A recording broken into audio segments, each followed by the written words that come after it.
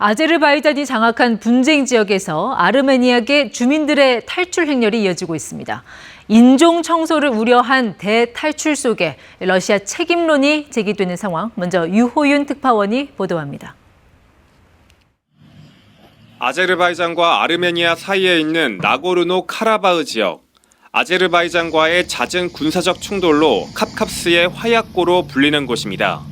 주민 대다수를 차지하는 아르메니아계인들은 대규모로 급히 피난길에 나섰습니다. Я уже никогда не вернусь. Никогда в жизни.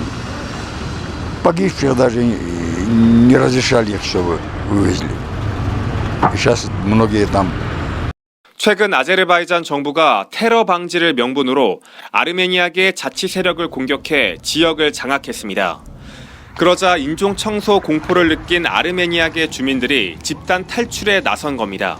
탈출 차량들이 주유소로 몰리면서 폭발 사고도 발생해 현재까지 최소 20명이 숨지고 290명이 다친 것으로 전해졌습니다.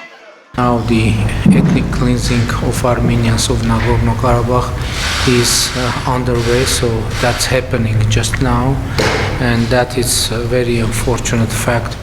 아르메니아는 주둔 중인 러시아 평화유지군이 아제르바이잔의 군사 공세를 방관했다고 비판했습니다. 이에 러시아는 발끈하며 아르메니아의 친서방 행보를 이번 사태 원인으로 돌렸습니다. 하지만 일각에선 우크라이나 전쟁으로 러시아의 영내 통제력이 줄어든 게 이번 사태에 영향을 끼쳤다는 분석이 나옵니다. 전쟁이 장기화되면서 우크라이나와 인접국 사이 갈등도 커지고 있습니다. 오르반 헝가리 총리는 값싼 우크라이나 농산물이 자국에 들어와 시장을 망친다며 강한 불만을 나타냈습니다. 병역을 피해 헝가리로 넘어온 우크라이나인들도 돌려보내지 않겠다고 밝혔습니다. 베를린에서 KBS 뉴스 유호윤입니다. 영토와 종교, 경제적 이권까지 아르메니아와 아제르바이잔의 갈등은 그 역사만큼이나 복잡하게 얽혀 있습니다. 임상훈 인문결 연구소장과 두 나라 분쟁 상황 조금 더 들여다보겠습니다. 네, 소장님 어서 오십시오. 안녕하십니까? 잠깐 지도를 좀 보겠습니다. 이 캅캅스의 화약고라고 하는 저 카라바흐 지역. 저 어떻게 저런 국경이 있을까 싶을 정도로 아제르바이잔이라는 땅 안에 아르메니아계인들의 자치구역이 있는 거잖아요. 그렇죠. 이게 태생적으로 분쟁의 씨앗을 안고 있었다. 이렇게 봐야 될까요? 그렇게 봐야 될 것 같습니다. 그러니까 말씀하신 것처럼 땅은 아제르바이잔 땅인데 주민의 95%는 아르메니아계 주민이 살고 있는 네. 그런 지역이다 보니까 분쟁의 씨앗을 이미 안고 있다 이렇게 볼 수밖에 없는 것이고요.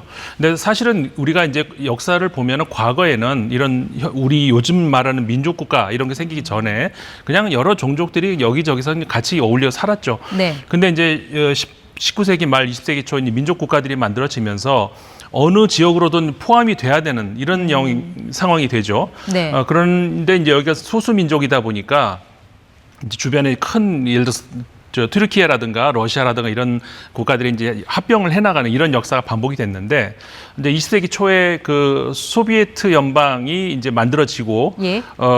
주변에 많은 여러 나라 국가들이 합병을 하지 않습니까? 그때 합병이 됐습니다. 이 두 나라가 다.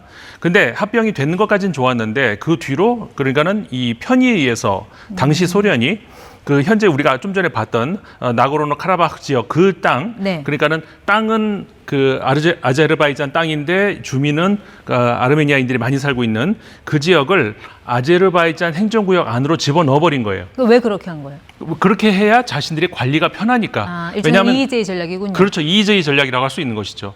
그러다 보니까 그렇게 해서 그때는 이제 그 소련 안에 있으니까 문제가 없는데, 네. 이제 소련이 해체되고 이제 독립이 되고 이렇게 되다 보니까는 분쟁이 시작될 수밖에 없는 거죠. 그때는 이제 20세기의 일인데, 네. 그때의 분쟁이 지금 다시 확전되는 그런 이유, 그건 그렇죠. 어디에 있다고 봐야 됩니까? 그러니까 이게 지금까지는 아까 그 지역 땅이 그 아제르바이잔 쪽에 있지 않습니까? 그러다 보니까 아르메니아에서 그쪽으로 가기 위해서 이렇게 좁은 회랑이로 이렇게 연결이 되어 있는데, 과거에 마치 그 서독에서 서베를린 가는 길 있듯이, 근데 거기가 위험하지 않겠습니까? 아무래도 그러다 보니까 러시아가 거기를 평화유지군의 격으로 이제 관리를 해주고 있었는데, 지금 지난해 2월부터 우크라이나 전쟁을 하고 있지 않습니까? 그렇죠. 네. 그러다 보니까 러시아가 거기까지 정신을 쓸 겨를이 없는 거예요.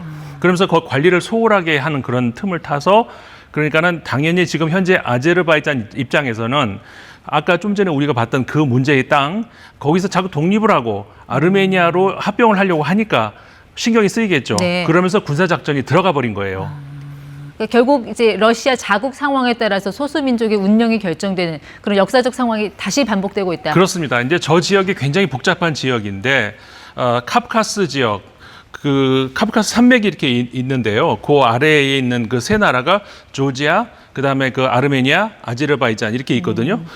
세 나라가 이렇게 붙어 있는데 네. 사실 그 민족적으로는 굉장히 다릅니다. 저 우리 그 왼쪽 위에 보면 조지아라고 있잖아요. 옛 그루지아. 네. 옛날에 이제 그루지아라고 불렀는데 조지아에서 이제 그루지아가 그 러시아식 발음이라고 해서 싫어합니다. 왜냐하면 지금 조지아 같은 경우에는 그 굉장히 그 민족 구성이라는 건 서구적이거든요. 반면에 아르메니아는 넓은 의미에서의 인도 유럽어 계통의 주민이고 아제르바이잔은 이 동쪽에서 이렇게 이동한 어떻게 보면 튀르키예와 같은 그런 계열입니다. 예. 그러다 보니까 민족적으로 너무 다르죠. 그런 민족적인 그런 문제, 그다음에 지정학적 문제. 예를 들어서 조지아와 아르메니아는 붙어 있죠. 그러니까 사이가 안 좋아요. 그러니까 조지아는 아제르바이잔을 지원을 합니다. 그다음 튀르키예는 아까 말씀드렸던 그 민족적인 그런 이유로 아제르바이잔을 지원을 네. 하고 이란 같은 경우에는 조금 전에 제가 그 아르메니아를 뭐라고 말씀드렸죠? 이 그 넓은 의미에서 인도 유럽어 쪽이라고 그랬잖아요. 예. 그러니까는 이란하고 또 가깝습니다. 그 이란은 아제르바이잔하고는 국경을 맞대고 있으니까 또 충돌을 하고 네. 그러니까 이란은 또 아르메니아를 지원하고 이란은 복잡한 상황이 연결돼 있다는 것이죠. 결국 분쟁 지역에 살고 있는 민간인들은 하루하루 불안과 공포 속에서 그렇죠. 결국 이제 필사의 대탈출까지 지금 나서고 있는 상황인데 그 아르메니아 총리가 언급한 대로 인공 청소의 공포 이게 현실화될 가능성이 있는 겁니까? 그렇죠. 그러니까 이 아르메니아 주민들 입장에서는 그럴 수밖에 없는 것이 사실 아르메니아 총리는 그런 이제 공포가 그런 그 위험이 있다 말을 했죠. 근데 아제르바이잔 정부 입장에서는 그럴 위험 없다. 우리는 일반 그 시민들은 그 생명을 보장한다. 이런 이야기를 하고 있지만 사실 저 지역은 지금까지 그 인종 학살의 역사가 끊임없이 반복이 되어 왔습니다. 수세기 동안에. 그런 역사를, 그런 기억을 안고 있는 저 아르메니아 주민들 입장에서는 지금 러시아가 조금 전에 말씀드렸던 것처럼 평화유지군으로서의 어떤 그 자신들을 보호해줄 거라고 했던 이게 지금 사라진 상황에서 예. 아제르바이잔의 군사력 동원 여기에서 자신들의 어떤 뭐랄까 그 생명을 보장할 수가 없다라고 생각을 하는 것이죠. 그러다 보니까 지금 탈출 행렬 그 옆에 있는 아르메니아 땅으로 향해서 네. 그 대이동이 벌어지고 있는 것이죠. 그러니까 말씀 들어보니까 두 나라의 분쟁을 만들고 키운 러시아는 쏙 빠진 상황에서 결국 혼란만 가중되는 그런 상황이잖아요. 그렇습니다. 그럼 결국 이 사태 해결책은 어디서 찾을 수 있을까요? 결국 모든 분쟁 지역이 다 마찬가지인데 그 내적인 요인과 어쨌든 두 갈등 세력이 있지 않겠습니까? 그다음 외적인 요인 그러니까는 주변에 있는 강국들이 자신들의 이익에 의해서 어느 쪽을 지원하고 뭐 이런 게 반복이 되는데 네.